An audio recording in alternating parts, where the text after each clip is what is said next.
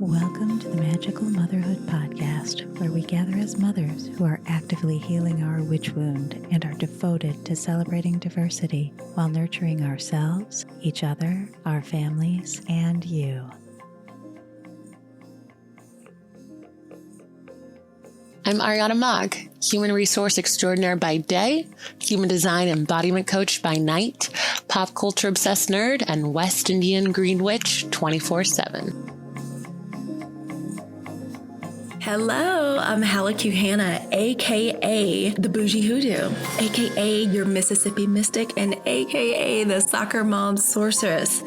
I use my head, my heart, and my hands to make magic that heals and inspires my family, my friends, and the collective.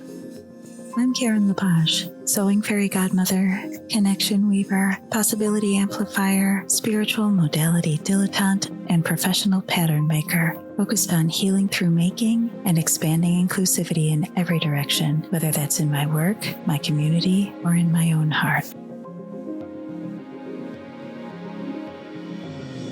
Erica Cullum here, a 21st century witch/entrepreneur practicing my craft through intuitive coaching and consulting at my biz, Collective Commons, while also homeschooling and advocating for justice on all fronts.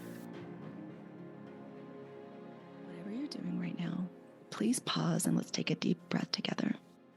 Lay down your troubles under the shade of the mother tree and rest.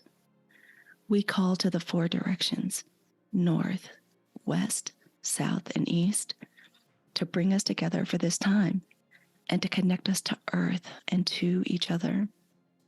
Allow your roots to ground down and connect to the unseen network of nurturing motherly support that spans the earth. You are with countless others on this parenting journey. You are not alone. And let's go straight to our oracle card. Y'all may have seen me doing notes earlier. As always, we pull a beautiful oracle card from Mother Earth, the Earthcraft Oracle by Juliet Diaz and Lorraine Anderson. And I pulled a beautiful card for us today, one that is, of course, everything comes right on time around here. And this card is card number 16. This card is light. All right, so one more screenshot. Card number 16, light. I'm just going to try to describe it a little bit. We see this beautiful feminine figure. They're laying back in what looks like a gently swirling river. We see the sun, beautiful yellow rays. The sun is predominant. Beautiful juxtaposition of the yellow and blue, almost like, Yemaya, the mother, the ocean, the deep waters of the ocean, salt water, and also the beautiful golden yellow sun, which of course is a devotee of ocean, always reminds me of her, and of honey and everything cheerful and optimistic. Y'all know how I love yellow, and it's a power color. So that's the kind of image that we see. And so what is this oracle calling us to do today? Calling us to consider, which considering our warm-up conversation is needed and is helpful. Also, as we're, right smack in the middle of autumn. And so the message is light. And we're called to remember that the sun is the source of all light on earth, and that each one of us, no matter where we are, where we live, what our house looks like, we have our own pulsing, radiating sun deep inside of us. It is our heart. This card is a call to reconnect with that and reconnect to the energy of our heart, remembering to live our life through our hearts, which to me as a tarot reader, y'all, of course, this means that for me, not only the sun card, but this also for me feels wandy, feels warm. It feels like fire. The oracle encourages us to act on our passions, to speak our truths. And mothers, that is so hard sometimes, because sometimes we're just taking care of all the other shit, the sword stuff, making sure everybody's mental is right, the pentacle stuff, making sure the home is running and our domicile is okay, all these other responsibilities. This card tells us right now to stand in our light, act on our passions, speak them out, and to always focus on that authentic self. Even finding out who our authentic self is a lifelong journey for a lot of us. A lot of us were denied. A lot of us were denied that. And some of us are just getting to the discovery, who are we actually? What do we feel really? What do we like really? And the thing I love most about what the oracle and the message that the creators of the oracle want to relate to us and want us to practice and work on today is knowing and understanding that our dreams and desires are waiting patiently behind a lot of these dark clouds. To me, what the dark clouds to me are fear, doubt, insecurity, lack of resources, lack of emotional connection, lack of validation, but that we deserve to shine and to do what we can to move away those clouds and to understand that whatever rays we have coming out may be weak at first, but the more we pay attention to ourselves, the more we nurture our heart, honor our individuality, the stronger that light shines. And I don't like to input negatives or say what you shouldn't do is. And tarot, I don't like to do that. And with the oracle readings, I don't like to do that because we all have free will. But the oracle does say, do not look to others to tell you who you're supposed to be, how you're supposed to feel, and what you're supposed to like.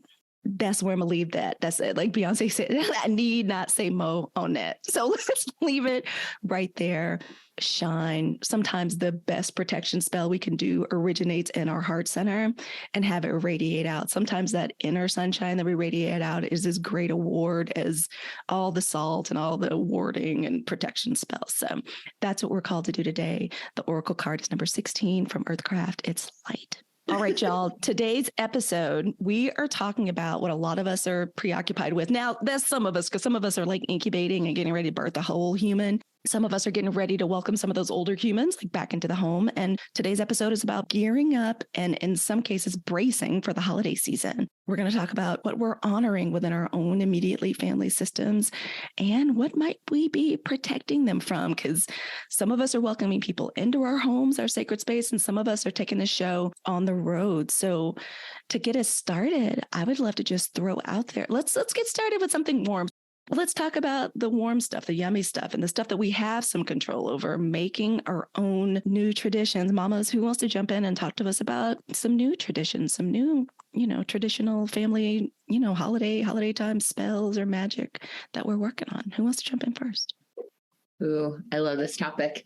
And I love thinking about this because oftentimes when we think about the holidays and traditions, I immediately picture recipes shared. And now that I'm just walking in my witch journey, like I'm always trying to think of like, how can we add even more magic, right? Like, how can we put some more cinnamon in this hot cocoa that my son is like so desperately craving? How can we just make this bread even more magical as we're baking? My kids are very hands-on. They love to stand at the tower, which is just like a way for them to reach the island of wherever we're cooking and be eye level and contribute. And I just think about like recipes that they can partake in and what they want to add to it or what they're craving and how we can just, make it just more us and not just, oh, this is the way we do it because this is the way it has been done and this is the way it's always going to be done.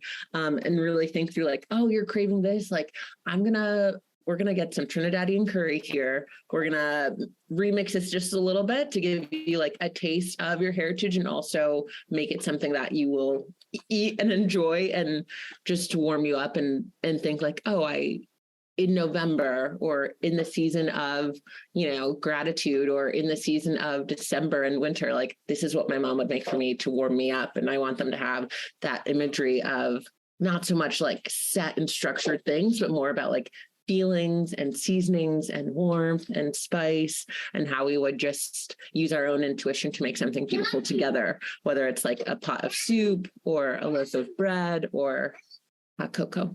The two things that I want to work on are improving my honey milk recipe, which is just warm milk. The little Scorpio likes it at night.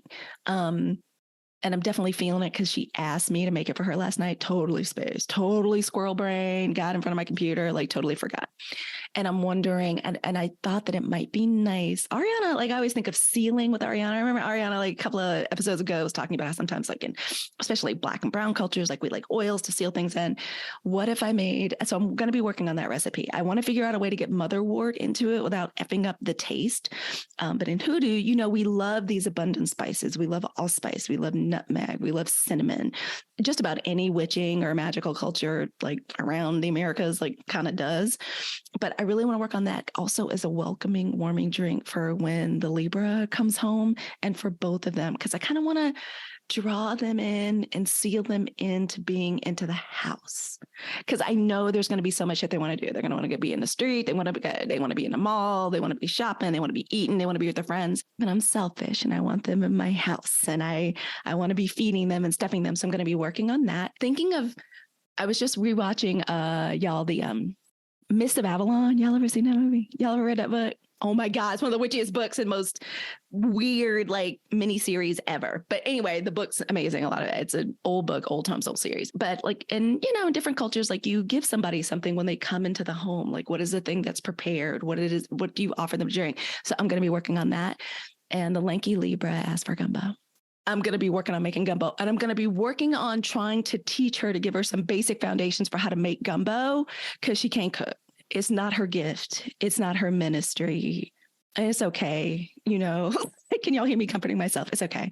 But I want there to be one thing that no matter what, when she comes home, that I sit in the kitchen and I get to be kind of the auntie mom giving her warm critique. Like I'm just kind of, I want it to be different than the way it was when I was growing up. Cause like and I posted about this like earlier, I had my first little foray on TikTok, but it really touched me because that was a real part of traditions in Mississippi. Like when me and Andy would come home from college, you weren't just lying around. Like your ass was in the kitchen, you was making pies, you were cooking, preparing just like everybody else, but I want it to be slightly different. So I'm going to be working on how to gently, lovingly teach her how to make gumbo. So that's what I'm going to be.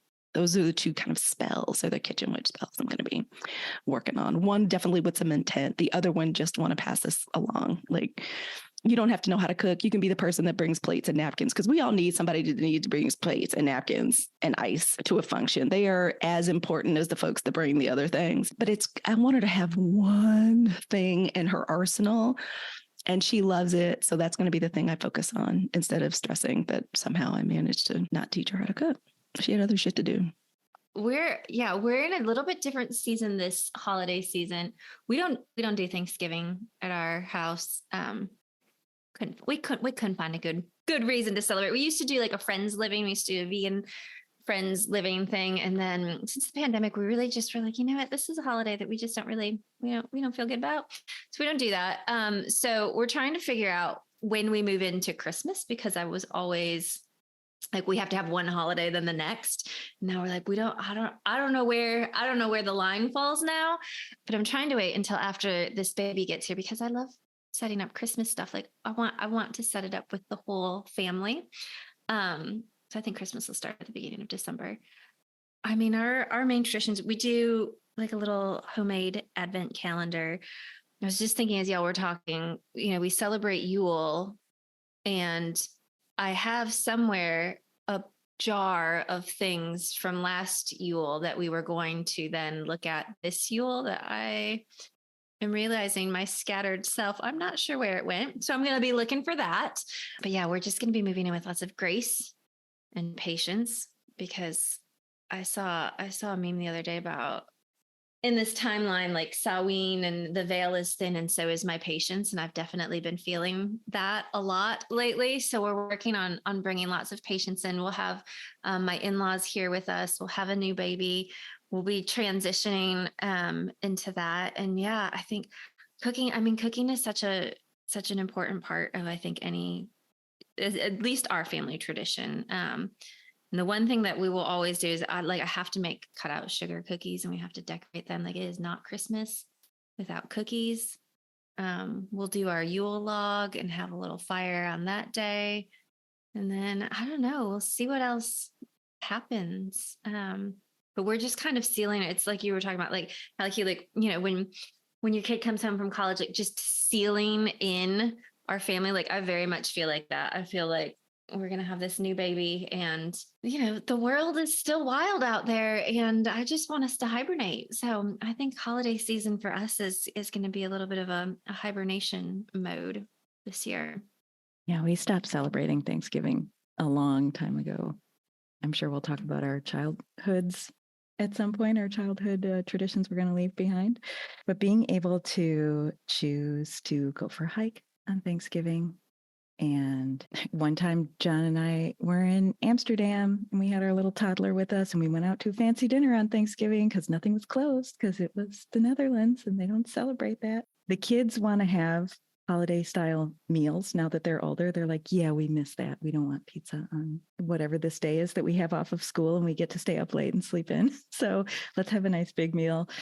I usually cook all day. The kids help, they always have, even since they were really little. We have that same tower Ariana's talking about. Maybe we can put a link in the show notes. Those things are the best, the learning tower, where the kid can actually be the right height to participate in the kitchen activities. course, one caveat is that the little feet of the learning tower stick out. So make sure you don't walk too close to it with bare feet. So that has always been a tradition, cooking together. The traditional foods have changed. Many of us are vegetarian and our ancestral meals are not. And so changing those and deciding what to keep. And even over the past couple of years, I've started making this German cabbage recipe that my kids go nuts over. They start talking about it in August. Oh, are we going to have rotkohl? Yes, of course. But yeah, make sure you get that red cabbage, Mom. Oh, do we have enough? And they'll list the spices like they already know. And can you please tell us what's in it? I'm fascinated. I love cabbage around this time of year. Like, what's in it? Yes, well, it's shredded red cabbage and apples and onions and cloves. Yeah, and you just cook it forever. It gets really soft and wonderful. And then I, of course, put another kick of cloves in at the end and some salt, pepper. That's it. A splash of vinegar as you deglaze the pan after cooking the onions. So yeah, it's great. Everything melds together. You don't taste a separate apple or a separate onion. It's like its own thing. That is something I tried in Germany when I was an exchange student for the first time and forgot about for forever until I went on an ancestral recipe hunt and found this. It's called different things. Blaukraut is another thing. Like it's either red cabbage or blue kraut. So anyway, I'm sure I'll share the recipe. I found it online and I make it my own, like I said, with adding spices because we need flavor. But yeah, that's something. And John doesn't like it, but the kids love it. So, I make sure there's something for everyone. My husband would be super happy if there were just a giant bowl of mashed potatoes. So cool. I make sure that there's enough of that. I use the Instant Pot to cook them. I'll share that too in our show notes. I never cook potatoes in water anymore. It's mostly cooking and watching movies together, like deciding what movies we're going to watch. Thanksgiving, we decided that we were going to boycott it. And then we decided, no, we can still give thanks. We're not perpetuating this pilgrim myth. We are going to give thanks for our lives now. And so we do try to make sure that we express some gratitude at the table together. Yeah, we'll see where that goes. Gosh, the kids are getting so big now. But yeah, we're all planning on cooking. The youngest one bakes beautifully, and so she has taken on the role of making the rolls or bread or whatever we're going to have. And the oldest one she loves to cook, but she definitely would be the person who brings like cups and ice so that she'll just participate and help while she's here with the cooking. She doesn't want to plan that. But yeah, everybody gets to participate, and John doesn't have to participate because my husband does not like cooking, but he makes breakfast the next morning because that's his thing. So that's great. As long as somebody can contribute one meal, like I'm cool with that. If somebody can just handle like one, like or go to the bakery and buy dessert. Look at how we've already discussed our next topic, things we want to do differently. Like I love the way everybody discussed how we're reframing Turkey Day, which is normally like how I refer to it. It's like Turkey Day. Cause I even tried to get out of making a freaking turkey. My grandfather used to say, I can't stand turkey. Turkey that's a dry old bird. That's dry. Like, so my aunts would make like chicken and dumplings for him instead of the turkey. But one of the things we want to talk about too, and we've already gotten off to a great start, is what do we want to bring forward, which in itself as a topic kind of addresses shit we want to leave behind. Cool things like being in the kitchen with a gajillion aunties. Like my mom has this gigantic kitchen, like with the aunties. There was always a bit of resentment because like Andy and I felt like our family, like my mom, who's the oldest daughter who needs to run it, like mom does like being the oldest daughter in a lot of ways and being in control and running everything. And I always felt like there was an unfair distribution of labor. I would feel sometimes like I was just washing dishes from the beginning of the week all the way through Monday before it was time to get on a plane after lectures to go back to wherever it was I was living. Little things like I want to sit in the kitchen. I want to see my girls try to make things. Let's go a little bit further on that. What are just some different traditions that we're either making new traditions, but there's a nuance in what to choose to bring forward.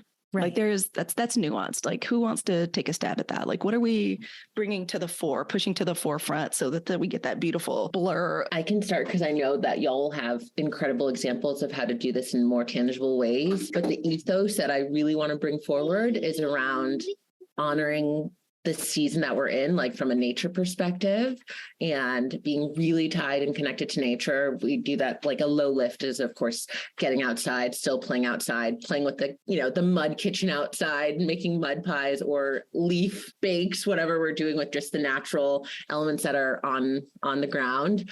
But connecting with nature and then connecting with each other. I envision us like gathering around the fire and thank you for the alligator, and putting puzzles together, watching movies together, even like quietly in our own corners, reading books together, and just really connecting without distractions.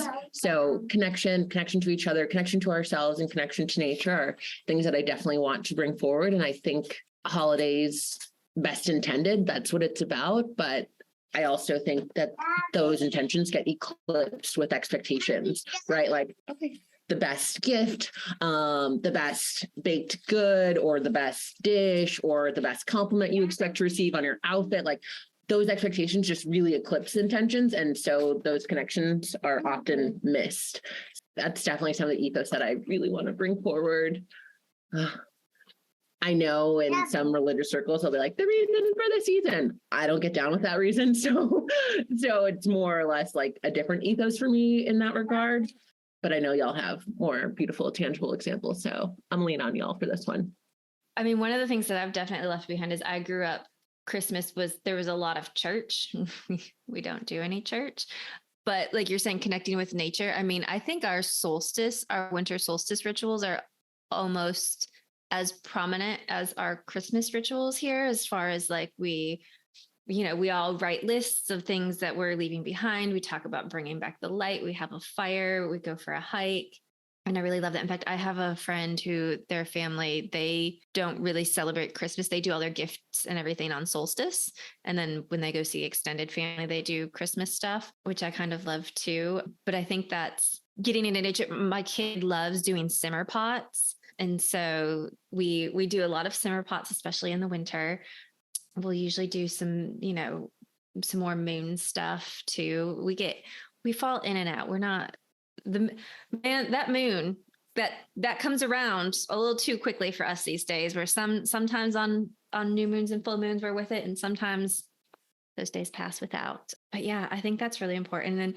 And just thinking about nature, like you're saying, all right, in whatever we do, like we're thinking about the foods that we're making and like trying to find things that are seasonal by, visiting like our local markets or things like that. We're trying to think about like our impact on the earth. One tradition that I love that we started a few years ago was we don't do wrapping paper anymore. We we have a giant like Santa sack of fabric, and everything is the beautiful like kind of Japanese method of wrapping in fabric. We're trying to think about just how we're impacting the world around us, even when we're doing things, even though we still give gifts and we still have all of that, but trying to be as mindful about it as we can, and thinking about the earth has been really important in our holiday traditions. I am going to bring that up at dinner tonight, Erica, to see how everybody feels about that, because that seems so beautiful. And it just occurred to me, a couple of years ago, I had a deluge of wrapping paper, and for reasons I don't know how to go into, I just refuse to buy anymore. I'm like, I just refuse to buy anymore.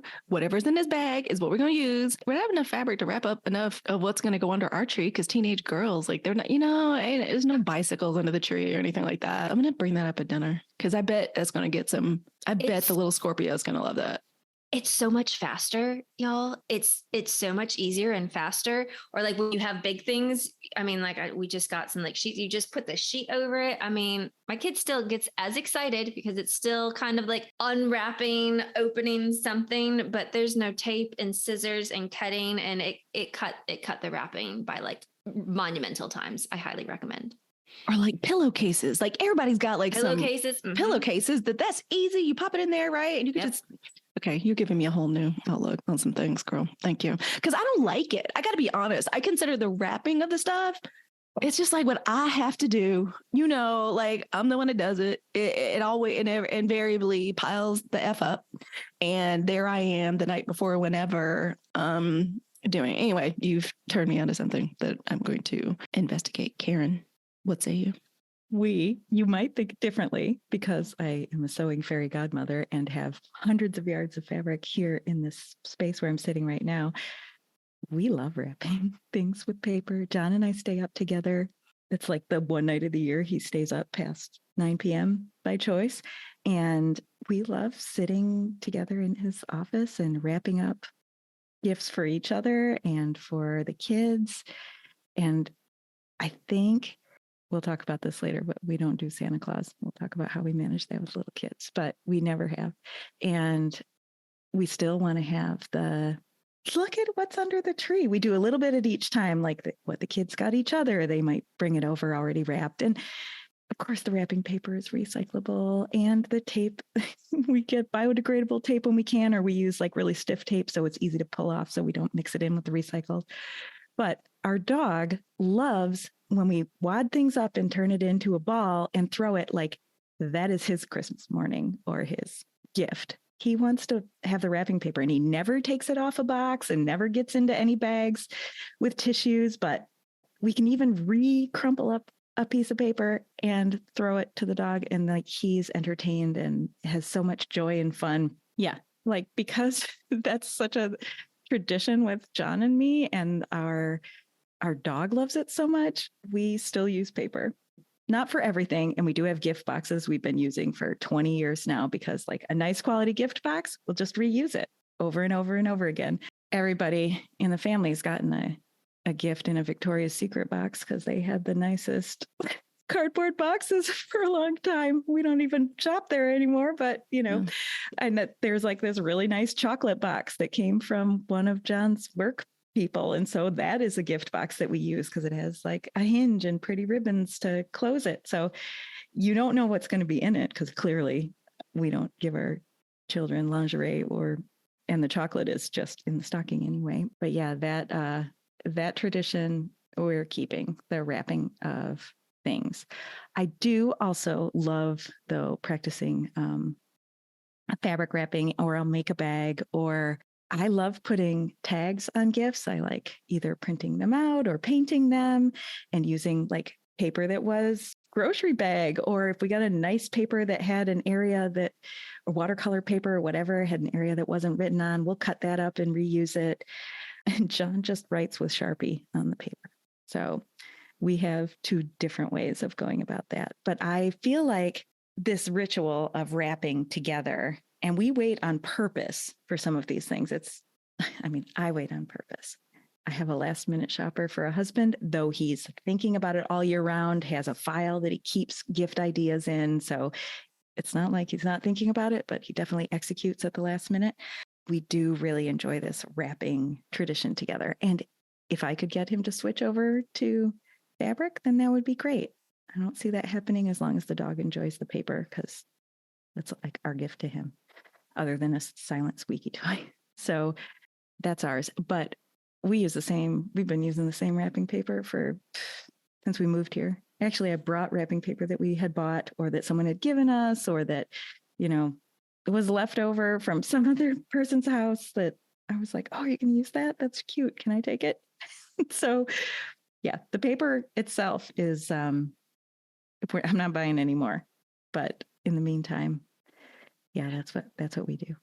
Can I insert like a quick witch tip here? Like on the topic of wrapping, about 3 or 4 weeks ago, I was inspired to refresh my ancestor altar. So I wanted to get some for real beautiful tobacco for my grandfather. Like I was just really feeling Grandpa need him. And so there's a shop very close here. I've always driven by it. I've always wondered what the hell was in there, but it's like a fancy tobacco smoke shop. Never been in there. Lived here 12 years, never been in there. But I was like, Grandpa deserves, like, all that. My grandmothers had these nice Joe Malone perfume and like carved horn combs and shit, like fresh flowers. But I was like, I ain't really paid attention to Grandpa like that. Like I years ago bought like a little bit of gross 7-Eleven tobacco and put it like in a pretty jar. But I was like, nope, I'm gonna do honor to Grandpa, because the girls were. My grandfather was the principal of the Black high school, and so just achievement was just. So when the girls kind of hit things out of the park, I say thank you to Grandpa, like for, guiding, being around them.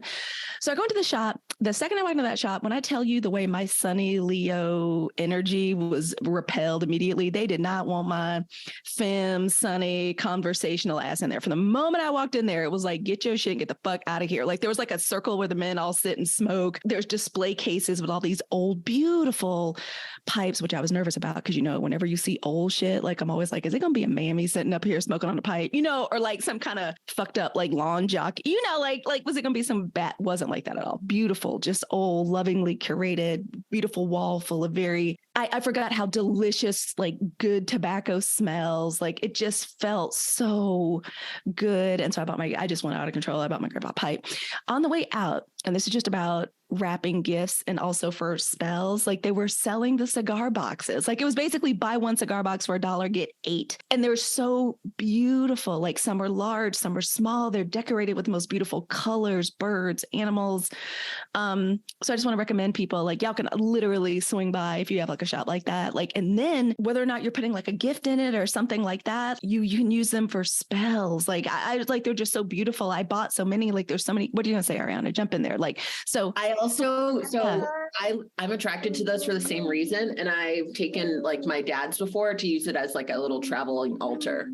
They're so nice. Boom. So as a gift, you know, a way to give gifts and also to, you know, reuse, put on your ancestor altar. And that's exactly what I did. So I just wanted to pop in there. Okay. Not a good stuff. In as much as we're able to do it while keeping our countenance and our composure while we record, let's talk about, let's talk a little bit about how are we healing in our, you know, in the ways we're celebrating, enjoying this time of year, family gathering together. There's some stuff that, you know, for a lot of us that, you know, as we were growing up, things that we remember and we reflect upon that weren't ours. They were our parents. They were our parents' ways of doing things and of celebrating. For me in Mississippi, something invariably went wrong around Thanksgiving and Christmas. There was something that just would go wrong. One of the sisters was playing the role of like black sheep. Everybody was like, rah, rah, rah, rah, rah, talking shit. And isn't it a shame the way how like you did this? Or isn't it a shame the way how like you did that? And there would be these just rituals. You could feel it in the air. It was always permeating. There would always be some blow up. And then Christmas or Turkey Day would just end with everybody can't wait to like get the hell away from there because we just weren't anywhere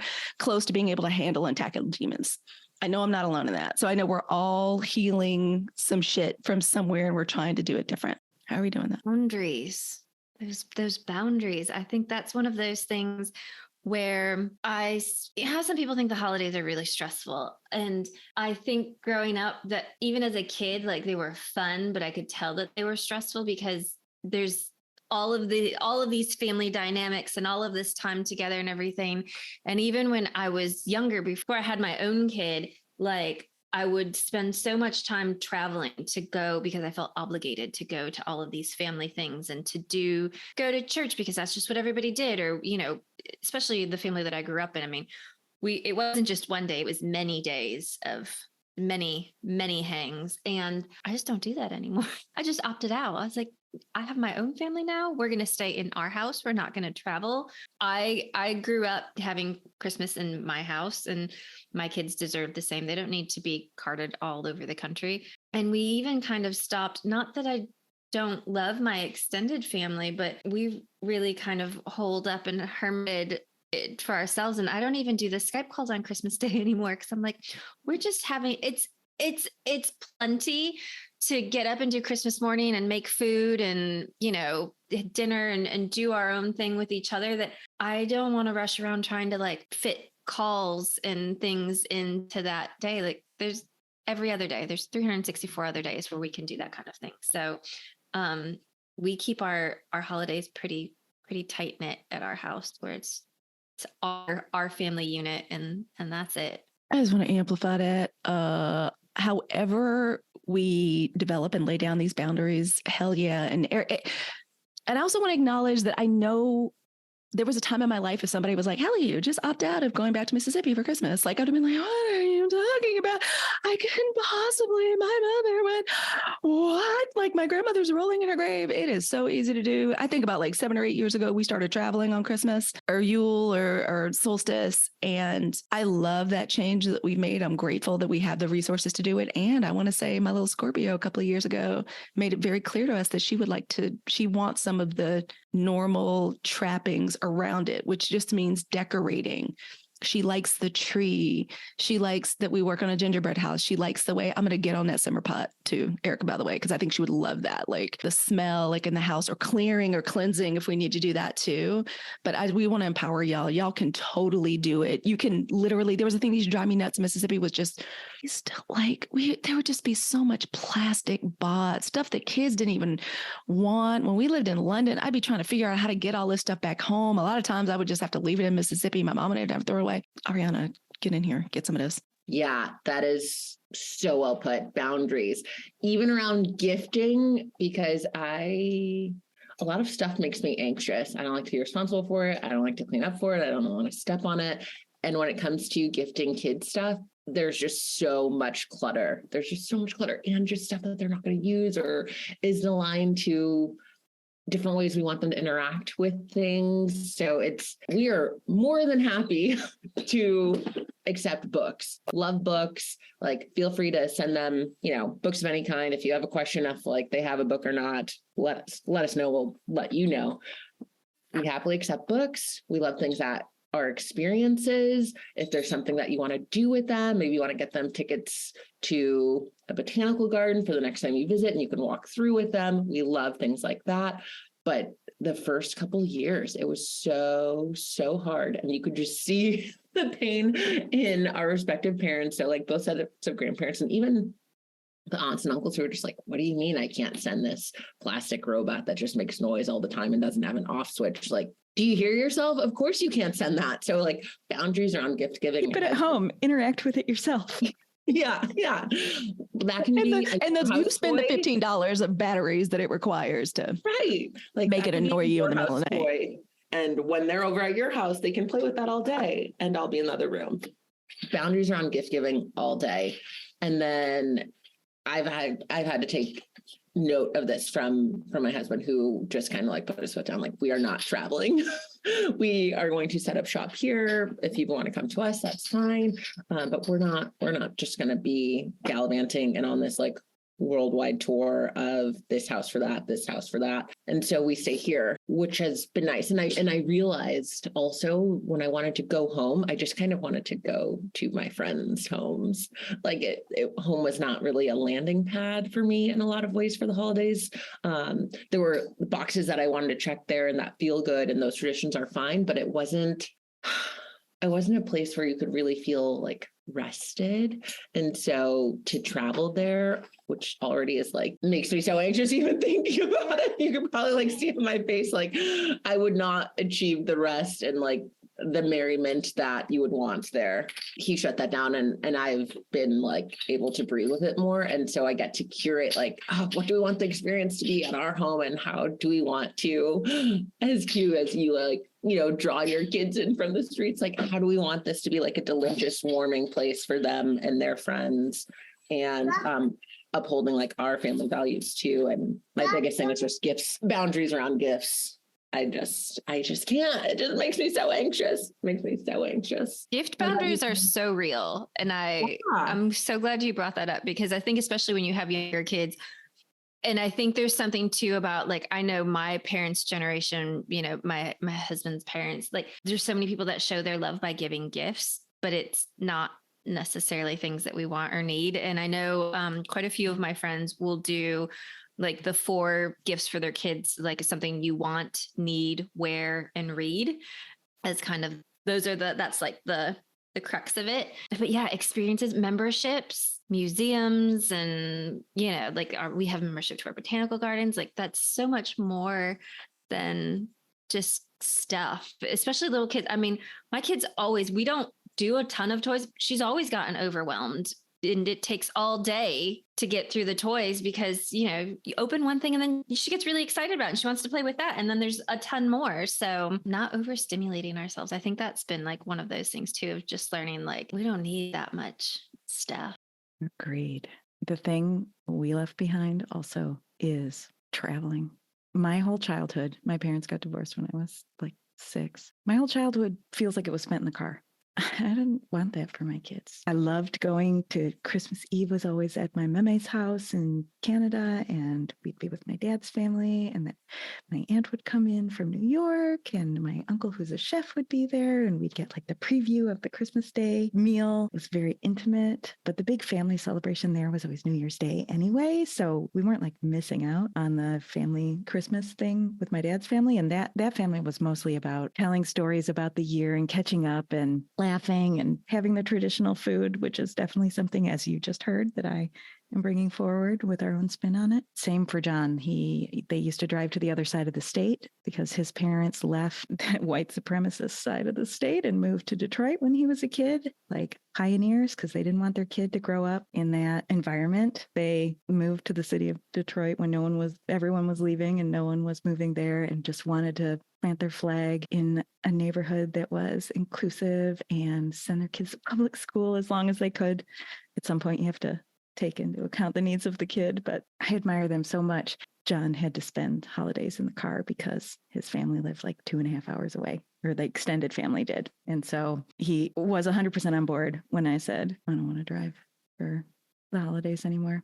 And that's when we started just going for a hike. We had a state park near us. Let's just go for a hike. Our littlest one was like 7 weeks old, 8 weeks old by our first kind of Thanksgiving holiday time together. And we wrapped her up, and it was about 10 degrees outside, freezing cold, wrapped her up, bundled her, and took her for a hike, because that's how we spend our holidays. And so that's a great thing, I think, that we've brought forward. And then I always wanted to host things at our house, and we never did, because we were always going to other people's house. I was always going into someone else's environment. Never knew what was going to be happening. Never knew what the mood was going to be. It was pretty consistent at my meme's house in Canada. They were pretty like evenly keeled, more on the side of joy kind of family. But, we could have been, my sister and I could have been fighting for 90 minutes all the way down to my family in Ohio. And then how fun is that? Terrible. Of course, once we got there, I loved seeing my great aunts, and I lost my grandmother when I was very young. So getting to be around her sisters was good for me. I didn't not want to go, but I didn't want to spend the whole holiday in the car. My meme died when my oldest was 2, and my dad asked me, would you please host Christmas Eve dinner? And I was so grateful that he asked me that, because we did that until we moved. And we had, even my divorced parents both came over, because both sets of parents wanted to spend time with the grandkids, and it was potluck. So everybody got to bring their favorite thing. And my parents' best friends came too as honorary grandparents, because they don't have any grandchildren. And so it was just an intimate, candlelit evening. And we would sit around and give like one special gift to each other. And the kids got to open their grandparent gifts that evening with them present. That's why we still do the Zoom calls on Christmas morning, because my parents-in-law and mother still send gifts to make sure that they arrive in time. So we want the kids to be able to thank them, because nobody's sending thank you cards anymore. We want to thank them at the moment and let them see the surprise and joy and chat a little, and then take a nap. No more car.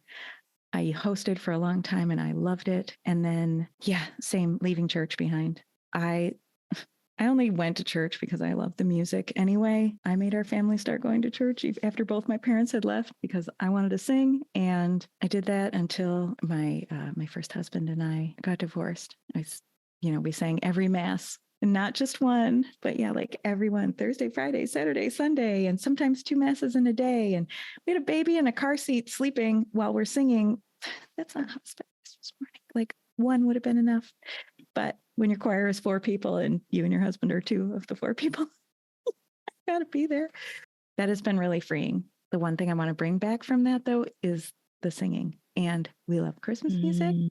We love traditional music. We love new music. We have a good mix of celebratory music in our home over the holidays, but none of it starts until, wintry, Yuletide, Christmas, solstice. None of those tree or candle or those decorations go up until after we're done with the last one. My kids are offended if they hear a Christmas song before Halloween, and it keeps creeping up. Yeah, it's kind of ridiculous. And my birthday's in December. I've always needed a separation.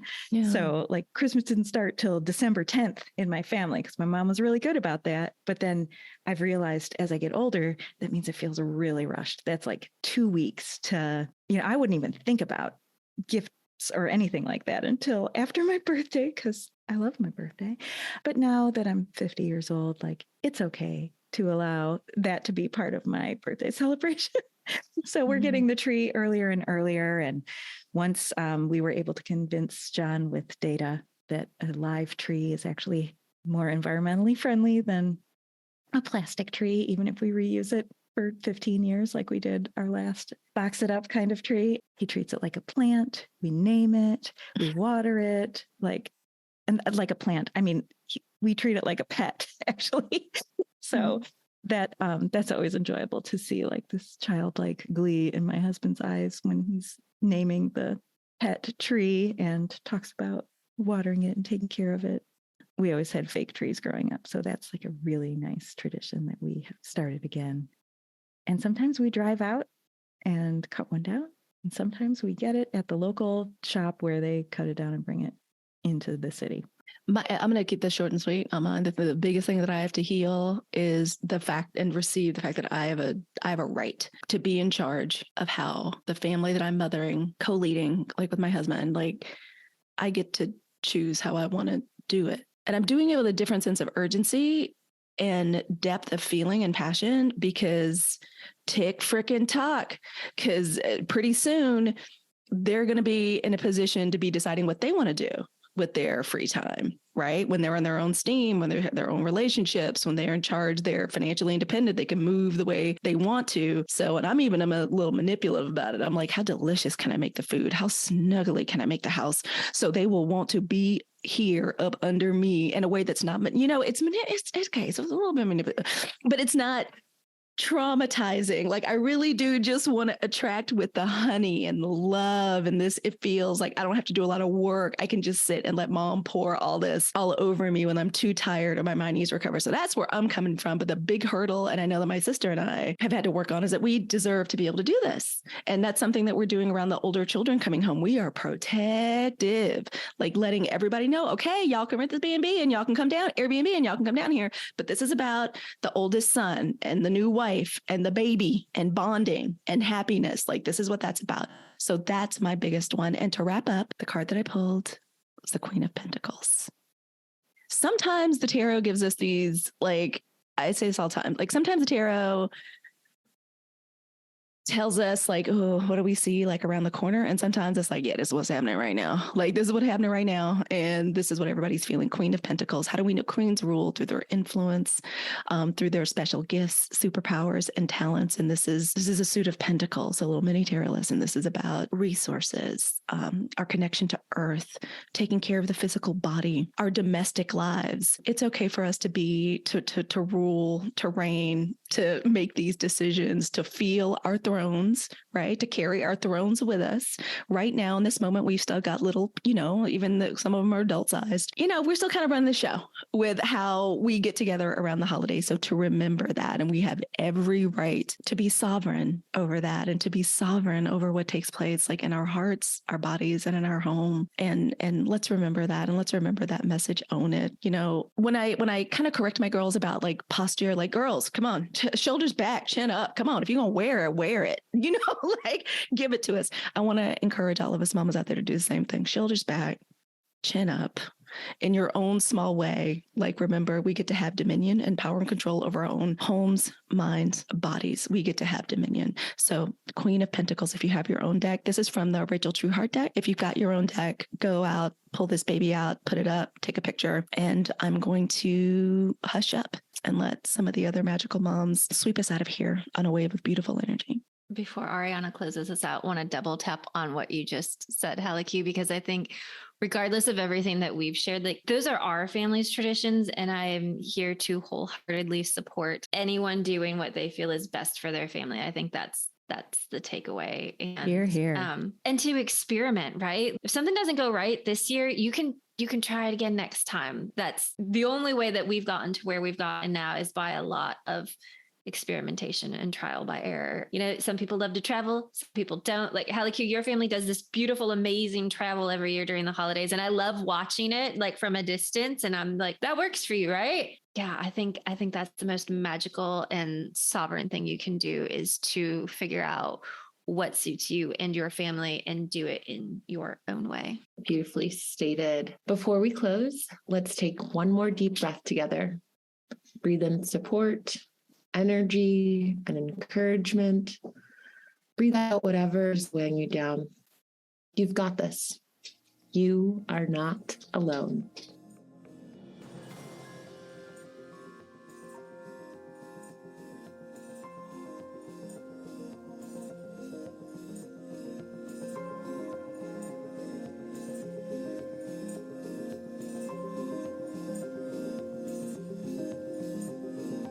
This season, we'll be talking about things like how to curate your village and being a multidimensional parent without becoming a martyr, plus so much more.